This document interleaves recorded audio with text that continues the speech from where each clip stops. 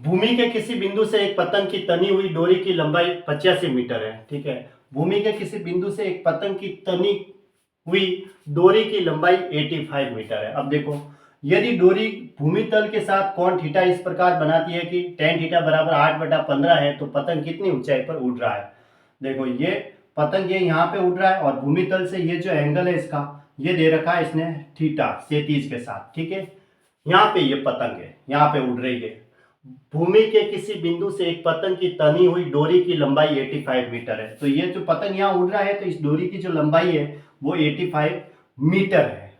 यदि डोरी भूमि तल के साथ थीटा कोण बनाती है और tan थीटा बराबर हमें दे रखा है, क्या दे रखा है, 8/15 ये दे रखा है।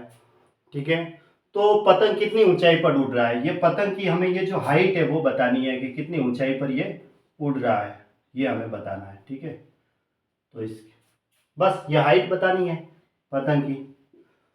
तो अब ये थीटा है, तो ये कितना होता है, ये तो 90 डिग्री होता है।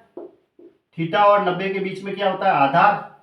90 के सामने कर्ण होता है और बचा हुआ ये लंब होगा, तो हमें तो लंब बताना है।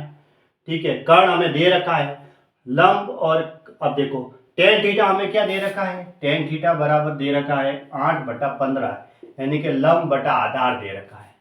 देखो, 8, 15, 17 का ट्रिपलेट होता है, तो कर्ण बराबर कितना हुआ, 17। ठीक है, कर्ण 17 हुआ अनुपात में, कर्ण है वो 17 के अनुपात में, जो कि 85 मीटर दे रखा है, यानी 17 की वैल्यू दे रखी है 85 मीटर। ठीक है, हमें क्या बताना है, कितनी ऊंचाई पर उड़ रहा है, यानी लंब बताना है। लंब कितना है, 8 की वैल्यू क्या होगी, तो 1 की वैल्यू होगी 5 मीटर। तो 8 की वैल्यू क्या होगी, 8 और 5 40 मीटर। 8 को 5 से गुणा करेंगे तो 40 मीटर आएगा। ये इसका आंसर हो गया, यानी ऑप्शन ए सही है।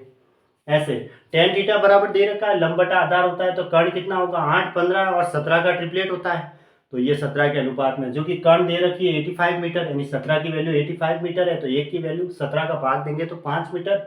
हमें लंब बताना है, लंब यानी 8 की वैल्यू क्या होगी, 8 और 5 40 मीटर, यानी ऑप्शन ए सही है।